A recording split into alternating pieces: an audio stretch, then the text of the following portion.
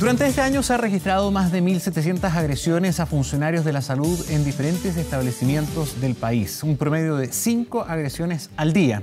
Bueno, para enfrentar esta situación, el Congreso aprobó finalmente el proyecto Consultorio Seguro, el que ya está listo. Solo falta su promulgación. Para conocer de qué se trata, qué medidas va a contemplar este cambio, estamos con el ministro de Salud, Jaime Mañalich. ¿Cómo está? Bienvenido. Muy buenos días, Gonzalo. Bueno, queríamos hablar de hartas cosas también. Sí. Pero vamos a comenzar por esto del consultorio seguro. Cuéntenos los detalles de esta normativa que ya está lista para entrar en vigencia. Solo falta que sea promulgada y publicada, ¿no?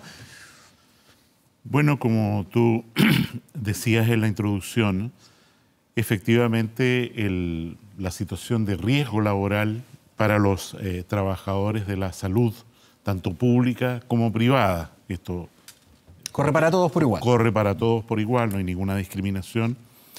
Se ha hecho progresivamente más compleja por los niveles de violencia. No estoy hablando de la crisis puntual que vivimos desde el 18 de octubre, sino en general ha habido progresivamente un clima, una situación en los centros de salud que son abiertos, que no tienen ninguna restricción de ingreso de ningún tipo, porque se espera, ¿no es cierto?, que la gente vaya ahí a consultar, a recibir una atención porque la necesitan.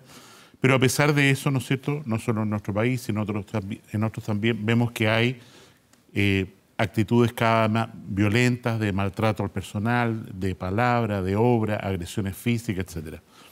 Esto produce un impacto gigantesco no solo en las personas afectadas. Se paralizan los turnos de trabajo, la gente no quiere seguir en el lugar donde están dedicados, ¿no es cierto? Se crea temor, se piden licencias médicas, se altera el flujo de atención a otras personas. O sea, ¿renunció mucha gente del sector público en particular por esto? Hay mucha gente, no tengo una estadística, pero que ha dicho esto como una causal para decir quiero abandonar este trabajo e ir a otro que me represente más seguridad. Y por eso esta iniciativa, que es una iniciativa de los parlamentarios, de diputados en particular, se ha tramitado con mucha celeridad y eso lo agradecemos. Y como decía al principio, ayer ya se aprobó en el Pleno de la Cámara de Diputados y está listo para ser promulgado. Esta ley produce varios efectos. Primero, eleva en un grado las sanciones a las que se exponen las personas que agredan al personal de salud, dándole a estos un carácter de servidores públicos, con un cierto mayor resguardo desde el punto de vista legal cuando son ofendidos, agredidos, y de hecho toda agresión física hacia un trabajadora de la salud se sanciona en este proyecto de ley con cárcel. Ya estamos hablando de penas bastante altas, o sea, 5 años, 10 años. Efectivamente, si hay una persona que producto, por ejemplo, de una agresión, como ha ocurrido, no puede seguir trabajando o se produce un trastorno psicológico muy severo, efectivamente la persona que agrede puede arriesgar a más de 5 años de cárcel efectiva. Por otra parte, se garantiza que las personas que son víctimas de una agresión van a tener derecho a una defensa provista por el servicio de salud, por el Estado, por el agente privado que los ha contratado.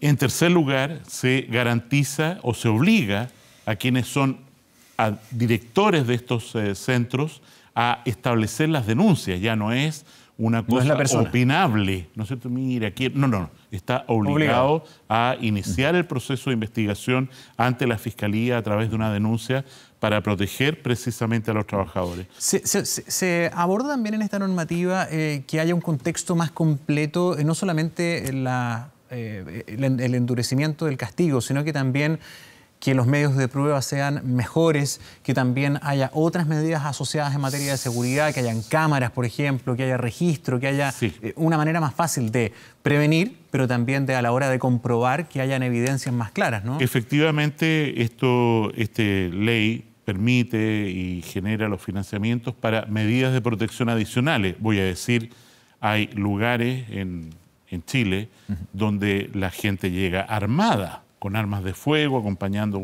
a un paciente, a una víctima, ¿no es cierto? Y entonces se pueden instalar detectores de metal.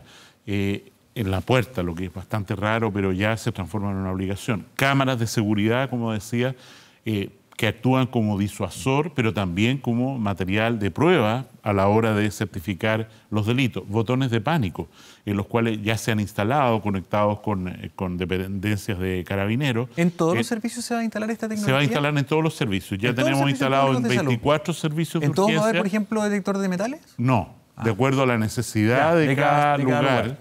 Va el director del servicio a decir: yo necesito este nivel de protección.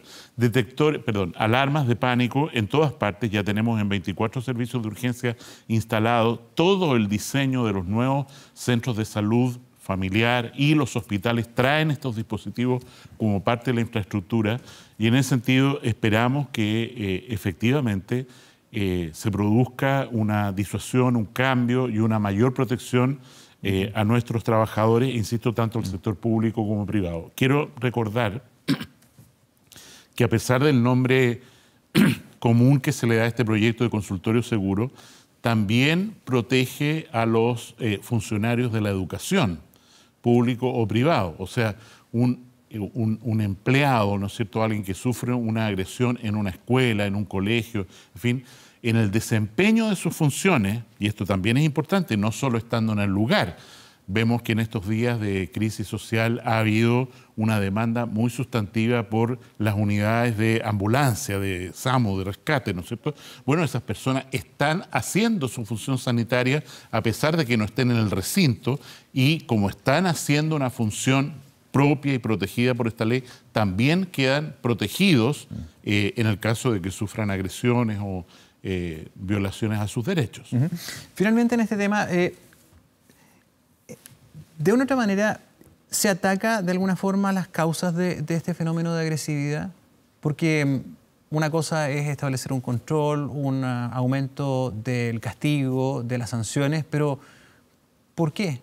¿Por qué ha aumentado la agresividad? ¿Se analiza el fenómeno? Porque la gente se pone agresiva porque sí, estamos en una sociedad cada vez más agresiva, o porque a veces también uno escucha a la gente en el consultorio que dice: mire, sabe que me tramitan, no me atienden, no me escuchan, me tienen aquí tirado en un pasillo. No justifico la agresión, ¿eh? Sí. Pero ¿se ataca de alguna manera la causa? Yo creo que es importante enfatizar lo que señala al final, en el sentido de que aquí no hay ninguna justificación, y de hecho los pacientes en Chile han sido extraordinariamente pacientes y hacen cola y hacen cosas y no se manifiestan violentamente. Esto ocurre fundamentalmente en los servicios de urgencia. Es allí donde se produce la mayor cantidad de intensidad. Insisto, cuando llega una turba, cuando llega mucha gente acompañando a un paciente, o a veces, como señala, cuando la espera se hace prolongada y la gente se violenta.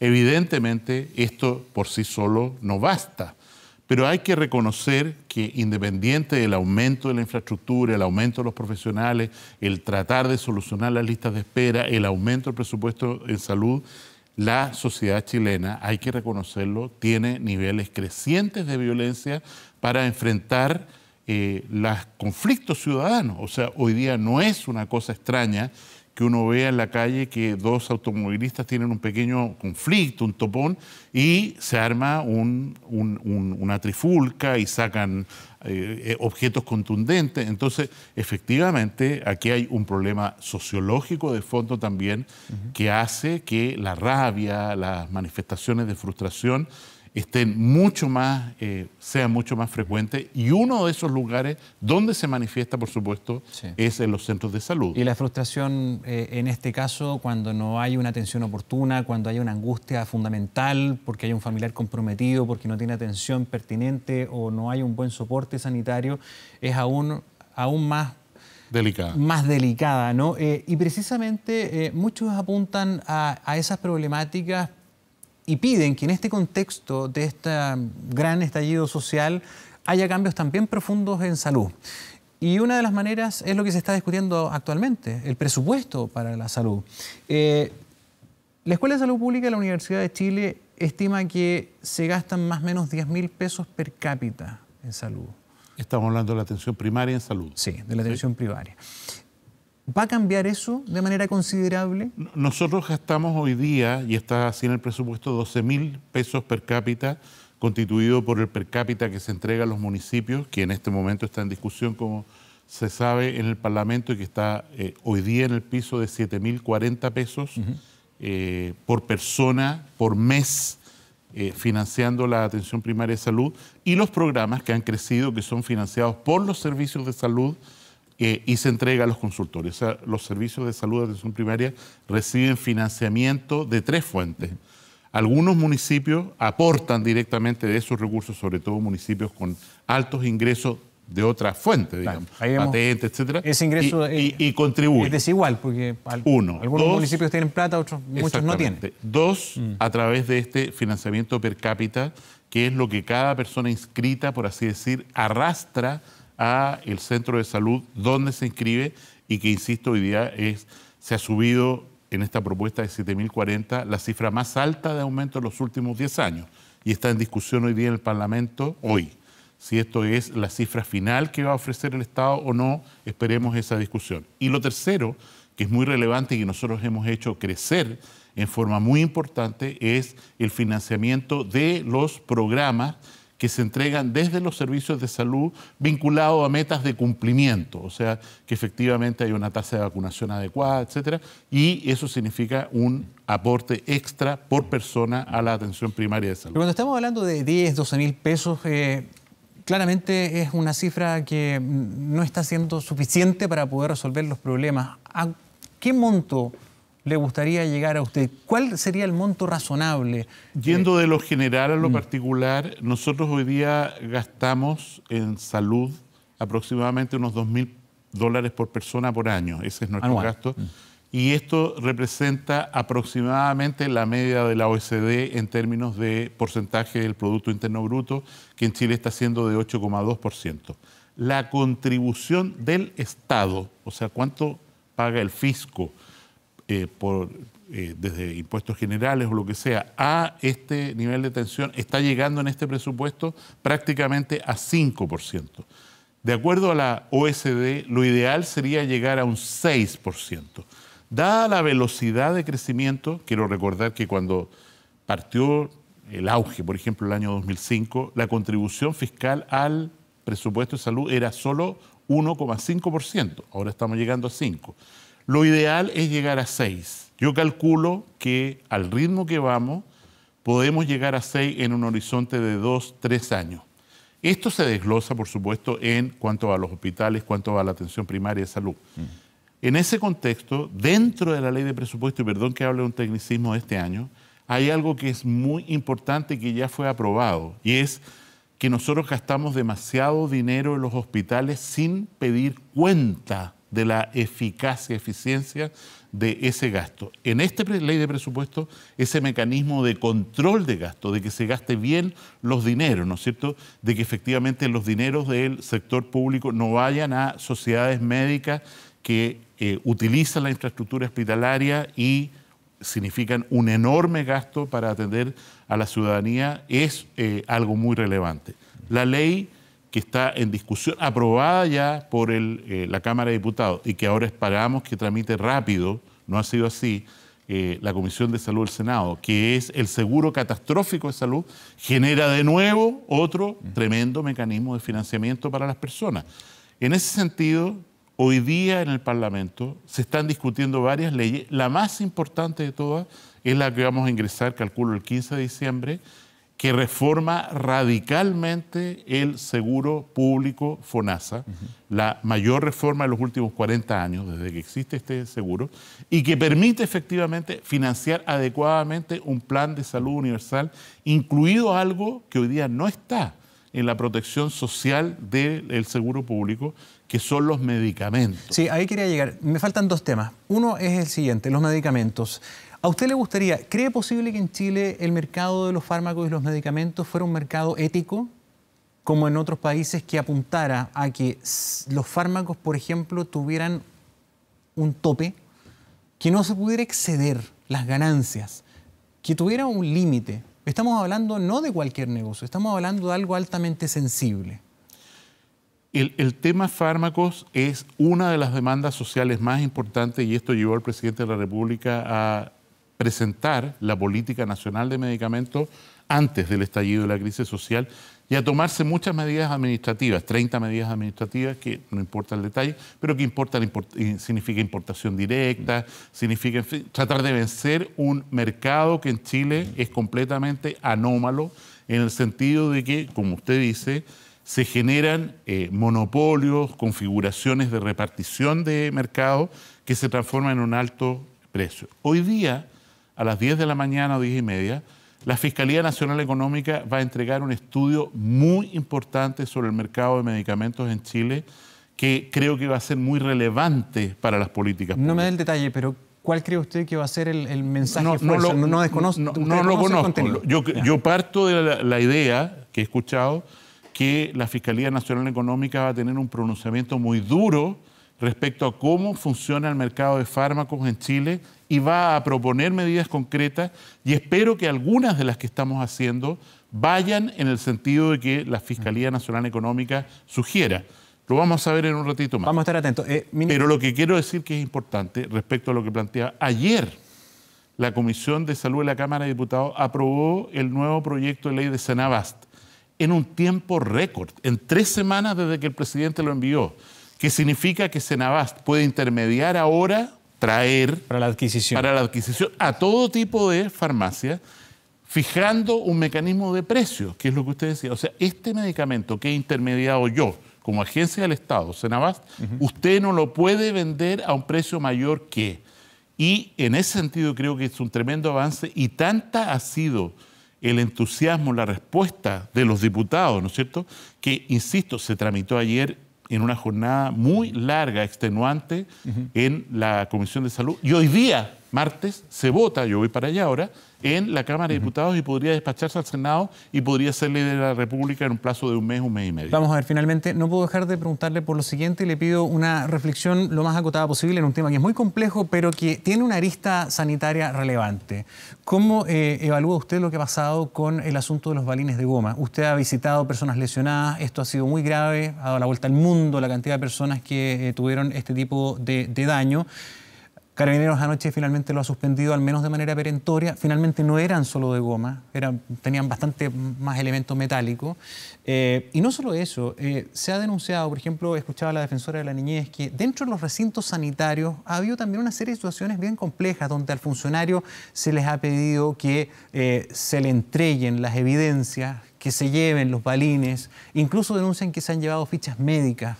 ¿Cómo evalúa todo este contexto? Respecto a la primera parte, evidentemente esta magnitud de lesiones oculares, que no significa que las 210, 220 personas que han recibido un impacto de distinta origen hayan perdido necesariamente la visión de ese ojo. Hay muchos que están en control, nosotros estimamos, o sea, hay 12 personas que han perdido un globo ocular y hay otras 32, 34 que han tenido un severo daño y que hay que esperar algunos meses para ver cuánto es posible que recuperen de la visión de ese ojo.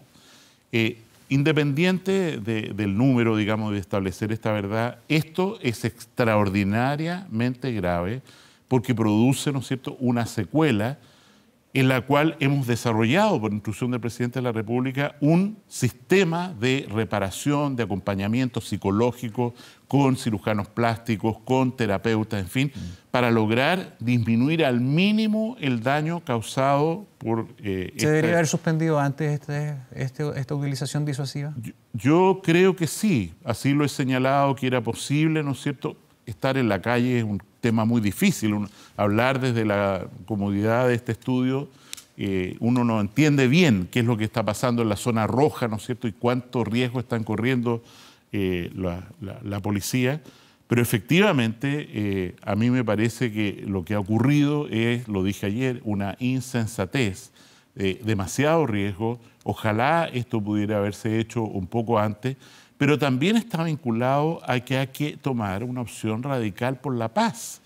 O sea, en la medida en que efectivamente la violencia, yo no digo las manifestaciones, las marchas, las pancartas, las bubuzuelas, nada de eso, digo la violencia en los niveles que hemos visto termine, se le ponga control, efectivamente el riesgo de que estas situaciones ocurran, porque también han ocurrido este tipo de lesiones por responsabilidades civiles, golpes entre civiles, cuando se entra a un supermercado, en fin.